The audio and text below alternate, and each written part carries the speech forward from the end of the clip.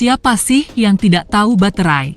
Pasti hampir semua orang tahu, benda multifungsi yang bisa mempermudah kehidupan kita.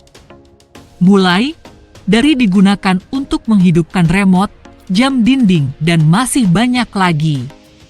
Bisa dikatakan barang portable yang ada di sekitar kita pasti membutuhkan baterai. Entah itu bertipe primer yang hanya bisa sekali pakai, atau tipe sekunder yang bisa diisi ulang menggunakan arus listrik. Tapi, apakah kamu tahu siapa penemu baterai pertama kali? Nah, jika kamu penasaran, tonton terus video ini sampai selesai. Salah satu penemuan paling luar biasa dan berpengaruh besar dalam mengubah pola hidup manusia selama 400 tahun terakhir adalah ditemukannya listrik.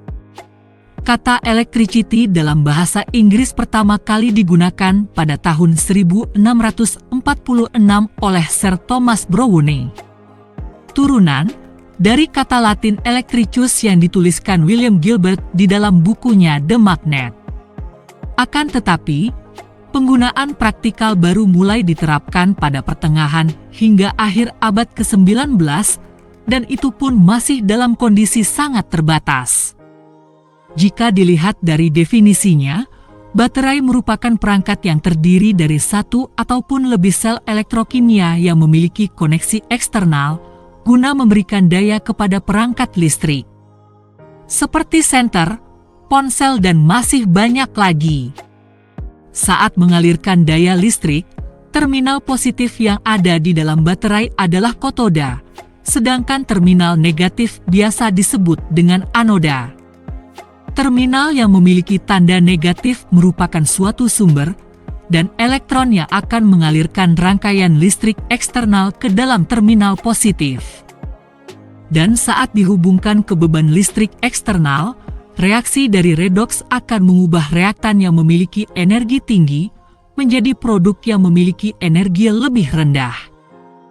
Kemudian perbedaan antara energi bebas akan dikirim ke sirkuit eksternal sebagai sebuah energi listrik.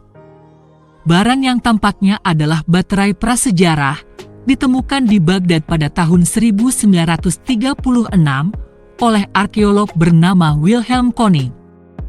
Terbuat dari guci tanah liat yang diisi larutan cuka, dan batang besi berselimut silinder tembaga yang dimasukkan ke dalamnya. Dan benda ini mampu menghasilkan listrik 1,1 hingga 2 volt dan dikenal sebagai baterai Partian yang diyakini berusia 2000 tahun. Akan tetapi, tidak semua ilmuwan percaya bahwa benda tersebut merupakan alat untuk menyimpan energi, dan sangat mungkin alat tersebut digunakan untuk pelapisan logam, mengingat teknologi ini sudah ditemukan bangsa Mesir kuno 4300 tahun yang lalu.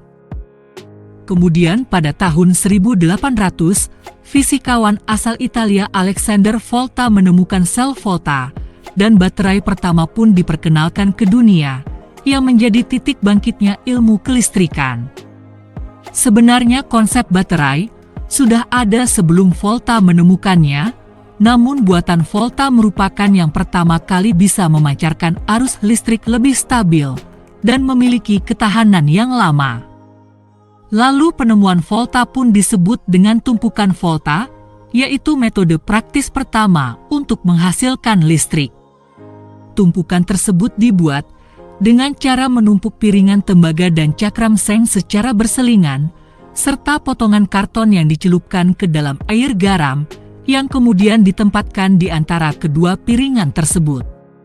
Setelah dicoba, tumpukan tersebut mampu menghasilkan listrik, dan diakui sebagai baterai pertama yang dapat menghasilkan arus listrik secara konsisten dan dapat diandalkan. Hingga pada akhirnya pada tahun 1836, seorang ahli kimia asal Inggris John Frederick Daniell berhasil menemukan sel yang dinamai sel Daniell. Yang sel tersebut berasal dari seng dan elektrolit tembaga, dan dinilai jauh lebih aman jika dibandingkan dengan baterai yang dibuat oleh Alexander Volta.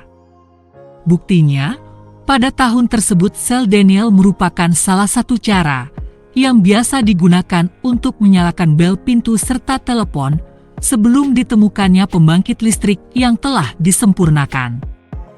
Pengembangan baterai pun dilanjutkan dengan sel bakar pertama yang ditemukan oleh William Grove, yang penemuannya ini berhasil membuat arus listrik dengan menyatukan oksigen dan hidrogen pada tahun 1839.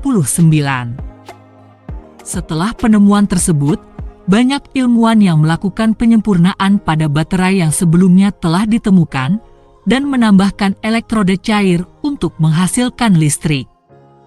Kemudian pada tahun 1866 baterai karbon seng ditemukan, dan tak lama setelah itu, pada tahun 1881 baterai pertama yang memiliki elektroda negatif serta pot berpori dalam wadah seng ditemukan oleh J. A. Thiebaud. Dan di tahun yang sama ilmuwan lain bernama Carl Gassener berhasil menemukan baterai sel kering pertama, yang juga penemuannya ini berhasil menuai kesuksesan secara komersial dan dipakai hingga sekarang. Setelahnya, pada tahun 1899 baterai dengan bahan nikel kadmium yang bertipe sekunder dan dapat diisi ulang ditemukan oleh Waldemar Jungner. Dan setelah itu pun, perkembangan baterai mulai memiliki ketahanan yang lebih lama. Kemudian, pada tahun 1901 Thomas Edison menemukan baterai alkalin, yang penemuan Edison ini disempurnakan lagi oleh Leo Urey, dan berhasil mengembangkan baterai alkalin dengan ukuran yang lebih kecil di tahun 1949. Tak lama setelah penemuan Leo Urey, pada tahun 1954 baterai surya diperkenalkan oleh beberapa ilmuwan yang sukses, membuat teknologi yang berguna bagi umat manusia. Beberapa ilmuwan tersebut bernama Kelvin Fuller, Gerald Pearson, dan Daryl Chapin. Prinsip kerja baterai sendiri bekerja dengan dua cara yang berbeda namun berkesinambungan, yaitu prinsip pengisian dan pengosongan. Baterai memiliki mekanisme konversi energi listrik untuk disimpan ke dalam bentuk energi kimia, yang dalam pengisiannya, baterai yang telah digunakan memiliki energi kimia yang dapat diisi ulang, sehingga dapat kembali menghasilkan listrik. Prinsip pengosongan sendiri, yaitu mekanisme konversi energi kimia menjadi energi listrik, dan prinsip pengosongan menjadikan energi kimia yang dipecah dengan cara elektrokimia menjadi energi listrik, lalu energi listrik dilepaskan ke perangkat elektronik, sedangkan energi kimia menjadi kosong atau habis. Sekian untuk pembahasannya, semoga dengan video ini, kalian menjadi lebih tahu tentang perkembangan dan perjuangan para ilmuwan dalam mengembangkan baterai dari dulu hingga sekarang.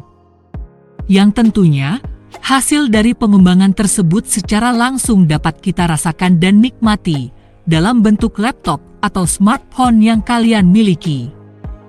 Sekian untuk pembahasannya, semoga dengan video ini, kalian menjadi lebih tahu tentang perkembangan dan perjuangan para ilmuwan dalam mengembangkan baterai dari dulu hingga sekarang.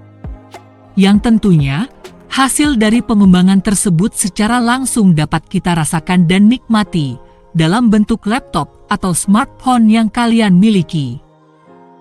Dan jika kalian menyukai video ini, silakan like, komen, dan subscribe.